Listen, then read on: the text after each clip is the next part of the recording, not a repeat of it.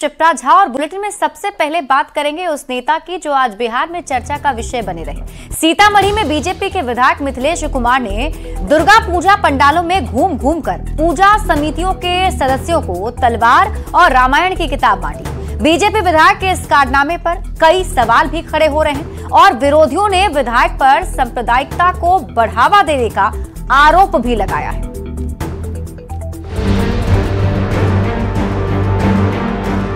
हाथ में तलवार और रामायण साथ साथ लेकर चल रहे ये हैं बीजेपी के विधायक मिथिलेश कुमार। मिथिलेश कुमार नवरात्रि में घूम घूम कर पूजा समितियों के सदस्यों को तलवार और रामायण बांट रहे हैं। तलवार और रामायण बांटने के पीछे विधायक जी का तर्क उन्हीं की जुबानी सुन लीजिए। महाभारत के 16वें अध्याय में वर्णित है, अहिंसा परमो धर्म, धर्म हिंसा तथैव च। मतलब अहिंसा परम धर्म है, लेकिन धर्म की रक्षा के लिए हिंसा भी श्रेयस्कर है। तलवार बांटने के पीछे बीजेपी विधायक का तर्क जो भी हो, उनके इस काम ने सवाल तो खड़ा कर ही दिया है और साथ ही बिहार के सियासी पारे को भी चढ़ा दिया है।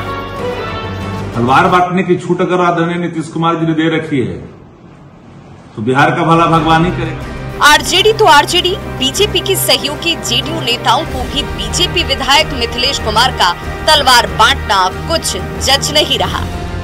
मैं ऐसे लोगों को सावधान करना चाहता हूं जो बिहार में तनाव की खेती करना चाहते हैं। तनाव की खेती से राज्य की प्रगति और राज्य की शांति व्यवस्था भंग होती। हालांकि केंद्रीय मंत्री और बीजेपी के फायर ब्रांड नेता गिरिराज सिंह को मिथिलेश कुमार की तलवार और रामायण बांटने में कहीं कुछ भी गलत नहीं दिखता। मिथिलेश जी को मैं धन्यवाद दूंगा कि उन्होंने पौराणिक सनातनी व्यवस्था को लागू किया है। नवरात्र के दिन मां को जितने अस्त्र हाथ में है, त्रिशूल है, तलवार है, खड्ग है, इसकी हम पूजा भी करते हैं। लेकिन बीजेपी के ही दूसरे नेता और बिहार के डिप्टी सीएम सम्राट चौधरी ने कहा कि ये हमारी कोई प्रथा नहीं है, लोकल स्तर पर डिमांड हुई होगी तभी विधायक जी ने ऐसा किया है। ये कोई हमारा प्रथा नहीं है, लोकल स्तर पर कोई डिमांड्स हुए होंगे माननीय विधायक से तो वो उन लोगों ने पूरा किया। हिंदू धर्म में विजयदशमी को शस्त्र पूजा की परंपरा रही है, लेकिन किसी सत्ताधारी दल के नेता की ओर से पूजा पंडालों में तलवार बांटने का बिहार में शायद ये पहला ही मौका है। इस पर बिहार की राजनीति और कितनी गर्माती है ये देखना होगा। न्यूज़ 18 के लिए सीतामढ़ी से राकेश रंजन और पटना से शैलेंद्र और रजनीश कुमार के साथ दिल्ली से अमितेश सिंह, ब्यूरो रिपोर्ट।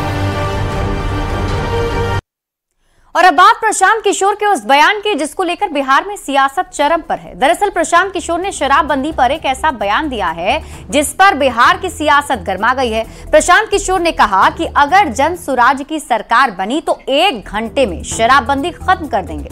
शराब बेचने से जो टैक्स मिलेगा उसे शिक्षा पर खर्च करेंगे। अब प्रशांत किशोर के इस बयान पर बीजेपी और जेडीयू ने निशाना साधा है। बीजेपी प्रवक्ता शहनवाज हुसैन ने प्रशांत किशोर पर बड़ा हमला बोला। उन्होंने आरोप लगाया कि प्रशांत किशोर बिहार के लोगों को शराबी बनाना चाहते हैं। तो वहीं श्याम रजक ने कहा कि इससे दुर्भाग्यपूर्ण क्या होगा कि गांधी जी की जयंती पर शराबबंदी को खत्म करने की बात प्रशांत किशोर कह रहे हैं। ये गांधी के विचारों की हत्या करने जैसा हुआ। प्रशांत किशोर नाथूराम गोडसे की भूमिका में आ चुके हैं। तो बिहार में सबसे ज्यादा पैसा शिक्षा पर खर्च होना चाहिए। इसलिए जनसुराज कह रहा है कि जब हमारी व्यवस्था बनेगी तो 1 घंटा के अंदर शराबबंदी को उठाकर फेंक देंगे। 1 घंटा के अंदर शराबबंदी को उठाकर फेंक देंगे। हर चुनाव में एक न एक पार्टी लॉन्च होती है और जमानत जब्त करा के फिर वापस चली जाती है। पिछले चुनाव में भी पार्टियां आई, बहुत सी पार्टी रजिस्टर्ड हुई, कुछ होने वाला नहीं है। आएंगे नीतीश कुमार, छाएंगे नीतीश कुमार, जीतेंगे नीतीश कुमार, सरकार बनाएंगे नीतीश कुमार, मुख्यमंत्री बनेंगे नीतीश कुमार। जहां उनकी जो टीम है वो अपना ट्वीट कर देती है। आप लोग भी ट्विटर खेलिए, जमीन पे तो कहीं दिख नहीं रहे, वो ट्वीट में दिख रहे हैं। इससे बड़ा दुर्भाग्य क्या होगा कि गांधी जी की जयंती, जो हमारे राष्ट्रपिता हैं, जिनके विचारों पर आज देश चल रहा है, और उनके विचारों को उनकी हत्या करना उनकी जन्मदिन पर, इससे बड़ा कलंक का काम कोई दूसरा नहीं कर सकता। मैं ये मानता हूँ कि पीके ने, मुझे नहीं नाम लेना चाहिए, लेकिन नाथूराम गोडसे की भूमिका में वो आ चुके हैं। शराबबंदी पर केंद्रीय मंत्री जीतन राम मांझी और आरजेडी नेता उदय नारायण चौधरी के आरोप पर मद्य निषेध मंत्री रत्नेश सदा ने कहा है कि इन लोगों को समाज के बीच जाकर जागरूकता फैलानी चाहिए। बड़े अधिकारी शराब पीते हैं, उन पर कार्रवाई नहीं होती। इस आरोप पर मंत्री रत्नेश सदा ने कहा कि अधिकारी कोई भी हो, शराब पीते पकड़े जाने पर कार्रवाई जरूर होती है। पहले सुनिए मांझी जी क्या बोलते हैं, उदय नारायण चौधरी जी क्या बोलते हैं, इसको हम नहीं मानते। उसको बोलना चाहिए, समाज में अवेयरनेस पहुंचाना चाहिए। मांझी समाज के और चौधरी समाज के सबसे बड़े नेता है। इसको अवेयरनेस, जागरूकता फैलाना चाहिए कि समाज को मौत के गले में धकेलना चाहते, ये सब हम नहीं जानते। जो भी अधिकारी, जज हो कि एसपी हो कि डीएम है, चाहे जो भी पदाधिकारी अगर पीते हैं, हमारे विभाग के मद्य निषेध पदाधिकारी को, सुपरिटेंडेंट को या थाना को पता चलता है, उसको पकड़ के ला करके जेल के अंदर भेजते हैं। और इसी बीच आपको बड़ी खबर पटना से बता दें, दुर्गा पूजा में स्कूलों में अवकाश नहीं बढ़ेगा। बड़ी खबर आपको बता रहे हैं, 10 से 12 अक्टूबर तक की जो छुट्टी की घोषणा हुई है, उसी के मुताबिक अवकाश मिलेंगे। शिक्षकों ने हालांकि छुट्टी बढ़ाने की मांग की थी। शिक्षकों की मांग थी कि 7 से 12 अक्टूबर तक की छुट्टी बढ़ाई जाए। शिक्षा विभाग छुट्टी बढ़ाने को लेकिन तैयार नहीं है। अब छुट्टी नहीं मिलने से शिक्षक नाराज हो गए हैं। तो बड़ी खबर आपको पटना से बता रहे हैं, शिक्षकों को लेकर ये बड़ी खबर सामने आ रही है। जो स्कूल के अवकाश को लेकर शिक्षकों ने मांग की थी, उसे शिक्षा विभाग ने नहीं माना है। बढ़ते आगे, बिहार में कई सारे इलाके बाढ़ से पीड़ित हैं और सीएम नीतीश कुमार लगातार बाढ़ प्रभावित इलाकों का हवाई सर्वेक्षण करने के साथ ही राहत बचाव कार्य का जायजा भी ले रहे हैं। आज मुख्यमंत्री दरभंगा पहुंचे थे, जहां उसके साथ ही वहां पर उन्होंने पटना पहुंचते ही सीएम ने बाढ़ पीड़ितों के लिए सरकार की ओर से 7,000 रुपए की सहायता राशि सीधे उनके खाते में ट्रांसफर करने की घोषणा भी की और आज ट्रांसफर कर भी दिया गया।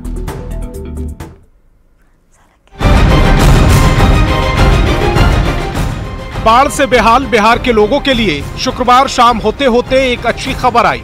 सीएम नीतीश कुमार ने बाढ़ पीड़ितों के लिए 7,000 रुपए की सहायता राशि डीबीटी के जरिए सीधे उनके खातों में ट्रांसफर कर दी। नीतीश कुमार की ओर से 4,38,529 बाढ़ प्रभावित लोगों के खाते में 3,06,97,03,000 रुपए ट्रांसफर किए गए।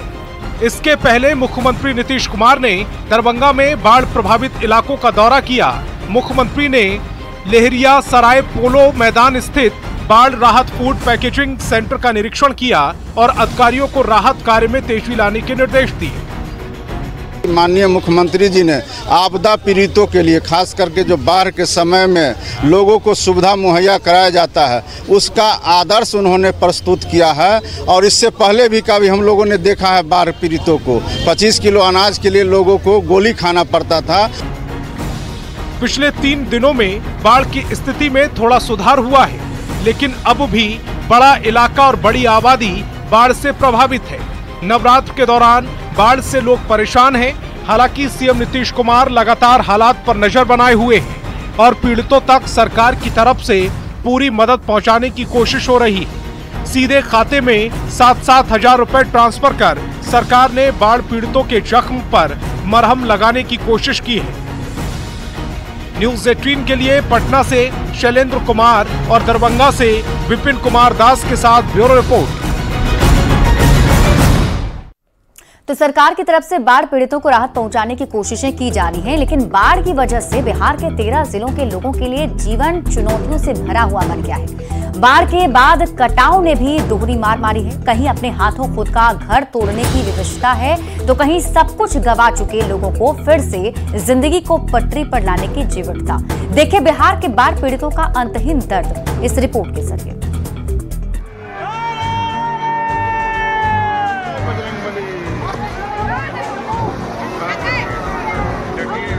अपने ही हाथों अपना आसियाना तोड़ते लोग, नदी में समाते मकान।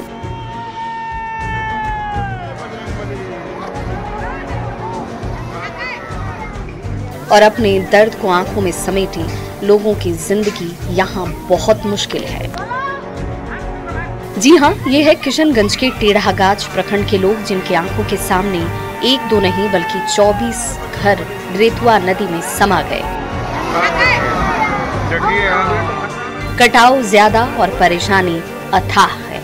ये तस्वीर अलग जिले की भले हो, लेकिन दर्द का समंदर एक जैसा ही है। बाढ़ ने यहाँ भी तबाही मचाई। कटिहार के अहमदाबाद प्रखंड के 12 पंचायत और नगर पंचायत पूरी तरह से बाढ़ से प्रभावित हो गए। बाढ़ पीड़ित को प्रशासन से मदद की आस थी तो सामुदायिक किचन, पॉलीथीन शीट सहित कई सुविधाएं उन्हें जरूर दी गयी, लेकिन जीने के लिए जो सबसे ज्यादा जरूरी है वो पानी ही यहाँ से गायब है। 10 दिन से जो गंगा का उफान था उससे बाकी के जो पंचायत थे वो भी प्रभावित हो गए। तो कुल स्थिति अभी ये है कि अहमदाबाद के लगभग हर पंचायत के लगभग सभी वार्ड यहाँ प्रभावित है। नगर पंचायत के भी सभी वार्ड प्रभावित है, 1-2 वार्ड को छोड़ करके। तो पूर्व से तो हम लोग सब जगह जो आपदा प्रबंधन के तहत जो डायरेक्शन है उसके आलोक में काम कर ही रहे हैं। नाव हर जगह चल रही है। पॉलीथीन सीट्स का भी लगभग 10,000 यहाँ पे वितरण किए हैं। कम्युनिटी किचन भी करीब 44-45 यहाँ पे चल रहे हैं। नेपाल बराज से पानी छोड़े जाने के बाद छपरा में गंडक दियारा और निचले इलाकों में बाढ़ ने खूब तबाही मचाई है। जीवन अस्त व्यस्त हो गया। कोई घर की ही छत पर तो कोई बांध पर शरण लेने के लिए विवश है। दर्जन भर गांव में लोग प्रभावित हुए हैं। इंतजार सिर्फ राहत का, जिसके लिए मुख्यमंत्री बार बार अधिकारियों को हवाई सर्वे के बाद निर्देश दे रहे हैं। दिक्कत तो बा कि खाना उना के व्यवस्था है ही नहीं की। हाँ। आ डेंगी ना मिलते नहीं थे, औते नहीं थे। हाँ। आ मुखिया जी के एको बेर लगते नहीं थे कि हाँ तनी नाव डेंगी भेजी। बाढ़ ने इनसे इनका सब कुछ छीन लिया है, लेकिन इसके बावजूद जीवन जीने का इनका जज्बा और चुनौतियों से जूझने की इनकी हिम्मत बहुत बड़ी है। जरूरत है समस्या के संपूर्ण निदान की, ताकि किसी के सपनों का आशियाना यूं ही न बह जाए। न्यूज़ 18 के लिए किशनगंज से आशीष सिन्हा, कटिहार से सुब्रत गुहा और छपरा से संतोष के साथ ब्यूरो रिपोर्ट। और अब बात करेंगे बिहार में चल रहे स्मार्ट मीटर को लेकर सियासत की। बिहार में स्मार्ट मीटर को लेकर सियासी घमासान छिड़ा हुआ है। चाहे सत्ता पक्ष हो या फिर विपक्ष, दोनों एक दूसरे पर लगातार निशाना साध रहे हैं। पटना में स्मार्ट मीटर को लेकर जगह जगह पर अब पोस्टर लगाया गया है और इस पोस्टर में रावण को स्मार्ट मीटर के रूप में दिखाया गया है और इस रावण का वध तेजस्वी यादव के नेतृत्व में तेज प्रताप कर रहे हैं। केंद्रीय एमएसएमई मंत्री जीतन राम मांझी ने स्मार्ट मीटर का समर्थन किया है। उन्होंने कहा कि बिजली उपभोक्ता को सुविधा देने के लिए ही स्मार्ट मीटर बनाया गया है और जहां से भी शिकायतें आ रही हैं उसे दूर किया जा रहा है, लेकिन विपक्ष लगातार इसको लेकर सवाल उठा रहा है। और आइए अब आपको बताते हैं कि स्मार्ट मीटर आखिर है क्या, जिसको लेकर बवाल मचा है। देखिए, स्मार्ट मीटर एक पूरी तरह पारदर्शी मशीन है जिसमें आप कितना बिजली खपत करते हैं उसकी पूरी जानकारी आप खुद हासिल कर सकते हैं। अगर आपका रिचार्ज खत्म हो जाता है तो उसको लेकर भी आपको टेंशन लेने की जरूरत नहीं है, क्योंकि आपका जिस दिन रिचार्ज खत्म होगा उससे 7 दिन पहले ही आपको अलर्ट आने शुरू हो जाएंगे मैसेज के जरिए। रिचार्ज खत्म होने पर रात में और छुट्टी के दिन बिजली नहीं कटेगी। मतलब ये कि अगर आपका रिचार्ज खत्म भी हो गया है लेकिन उस दिन अगर छुट्टी है या रात का समय है तो बिजली नहीं काटी जाएगी। अगर बिजली कट जाती है तो आपको मीटर का पुश बटन दबाना होगा। उस पुश बटन को 20 सेकंड तक आप दबाए रखेंगे तो 3 दिन तक के लिए आपकी बिजली बहाल कर दी जाएगी और आपको 3 दिन के भीतर ही रिचार्ज कराना होगा। 1 महीने में एक बार यह सुविधा ली जा सकती है। लोड बढ़ने पर 6 महीने तक का जुर्माना नहीं लगेगा। यानी कि एक तरीके से सरकार जो है वो सुविधा पहुंचाने की कोशिश कर रही है। हालांकि इसको लेकर जो विपक्ष है वो कई सारे सवाल खड़े कर रहा है। दिन अगर देखा जाए तो 10 से 12 हजार शिकायतें हैं। सरकार उसको ठीक करने के लिए क्या कर रही है? क्यों बिहार सरकार बिजली उपभोक्ताओं को एटीएम की तरह देख रही है और उनसे उगाही कर रही है? क्यों नहीं अभी तक सरकारी भवनों में स्मार्ट प्रीपेड मीटर बिजली का लगा है? क्यों बिहार की जनता पर ही उपयोग किया जा रहा है? क्यों नहीं meter reading testing certificate department ने अभी तक जारी किया है? बिहार से सीख कर जाने वाले केरल आज 100% स्मार्ट मीटर अपने राज्य में लागू कर चुका है। तमिलनाडु 95% तक अपने राज्य में लागू कर चुका है। पंजाब 75% अपने राज्य में लागू कर चुका है। तो हम जो सबसे पहले इस देश में शुरुआत किया है, हमारा भी लक्ष्य है 2025 स्मार्ट मीटर के साथ बिहार। ये स्मार्ट मीटर में कोई गड़बड़ी नहीं है। ये स्मार्ट मीटर जन उपयोगी है और जनता को पैसा बचेगा और बिजली भी बचेगी। पदाधिकारी हैं, जो सचिवालय के कर्मचारी हैं और जो सचिवालय के अंदर विभागीय कार्यालय हैं, वहां पर स्मार्ट मीटर नहीं लगाया गया है। दोहरी नीति, दोहरी सोच सरकार की स्पष्ट रूप से सामने आ रही है। इस तरह की नीतियां कहीं ना कहीं जन विरोधी नीतियां हैं, जनता के हितों के खिलाफ है और आम जनों को परेशानी में डालने वाला ये निर्णय है। सरकार कह रही है कि स्मार्ट मीटर सही है, उसको जांच कराया गया है, तब फिर उसको हम कौन होते हैं कि गलत कहने वाले की बात है। अब सवाल है कि हमारे के यहाँ या किसी के यहाँ गलत से कुछ ज्यादा बिलिंग हो जाती है तो 1, 2, 4 बिलिंग अगर हुई उसके चलते हम कहें कि सारा मीटर खराब है, सो बात तो नहीं है। और इसी बीच आपको गया से बड़ी खबर बता दें, सीआरपीएफ और पुलिस की बड़ी कार्रवाई हुई है। 320 डेटोनेटर और विस्फोटक सामान बरामद किए गए हैं। पचरुखिया जंगल से ये सभी सामान बरामद किए गए। नक्सलियों की बड़ी साजिश को नाकाम किया गया है। आपको बता दें कि जमीन में छिपाकर ये सभी सामान रखे गए थे।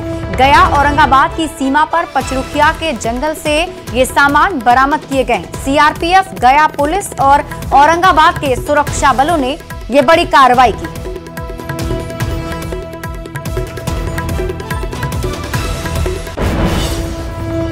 नालंदा के कपासिया गांव में जमीन विवाद को लेकर 2 पक्ष में हिंसक झड़प हो गई और घटना में 2 लोग घायल भी हो गए। पीड़ित की शिकायत पर पुलिस ने तुरंत कार्रवाई करते हुए 13 नामजद और 20 लोगों पर एफआईआर दर्ज कर लिया है। घटना के बाद पुलिस ने कैंप करते हुए मामले को शांत करवा दिया है। राजेश के नाम या के चलते लड़ाई हुआ है। हाँ। तो में आपका बच्चा का पीटा? बच्चा के, हाँ, मेरा बच्चा पीटा गया, खाली साथे गया यही चलते। वही कारण हमको बच्चा के मारा कि साला साथ देता है उसको। अच्छा जी। तो रोडबाजी भी हुआ था? हमने तो कोई नहीं चला है सर। एगो बेटा के जानता है, मरीज है, हमको बेटा रोगी है, अभी तो देखवे करते रहते थे, दम ऐसे ऐसे कांपता था बेटा। तो घर पर तो मारा? हाँ, केवाड़ी घर खुआ चढ़ के मारा सर, ऐसे चढ़ के मारा है, देखिए ना निशान है सर। दानापुर के बेउर पुलिस ने 2 साइबर अपराधी को गिरफ्तार किया है और गिरफ्तार अपराधी पिंकू कुमार, पीयूष राज नवादा के रहने वाले बताए जा रहे हैं। थाना अध्यक्ष ने बताया कि दोनों ठगों ने एसबीआई एटीएम में छेड़छाड़ कर दी थी और एटीएम फंसने पर हेल्पलाइन नंबर भी जारी कर दिया था, जिससे लोग एटीएम कार्ड फंसने पर फोन करते थे और ठगी के शिकार हो जाते थे। कुछ लोगों की सूझबूझ से पुलिस ने ठगों को गिरफ्तार कर लिया है और बताया कि ठग उन्हीं एटीएम को निशाना बनाते थे जहां कार्ड नहीं होते थे। और क्या है? बेटा में बाइक सवार अपराधियों ने दिन दहाड़े आरजेडी नेता को गोली मारकर घायल कर दिया। गंभीर हालत में आरजेडी के एमएलसी प्रखंड के प्रतिनिधि अजय कुमार को निजी अस्पताल में भर्ती कराया गया। घटना के बाद मौके पर पुलिस की टीम पहुंची और जांच में जुट गई। पुलिस आसपास के सीसीटीवी फुटेज की जांच कर रही है। बिहटा थाना में यह सूचना मिली कि अजय यादव जो कि दौलतपुर के रहने वाले हैं और उनको जीजे कॉलेज के पास कुछ अज्ञात अपराधकर्मी के द्वारा पैर में गोली मार दी गई। सूचना मिलते ही तुरंत बिहटा थाना से पुलिस घटनास्थल पर पहुंच कर गई। और फिलहाल इस बुलेटिन में अभी के लिए बस इतना ही। आप देखते रहिए न्यूज़ 18 बिहार झारखंड।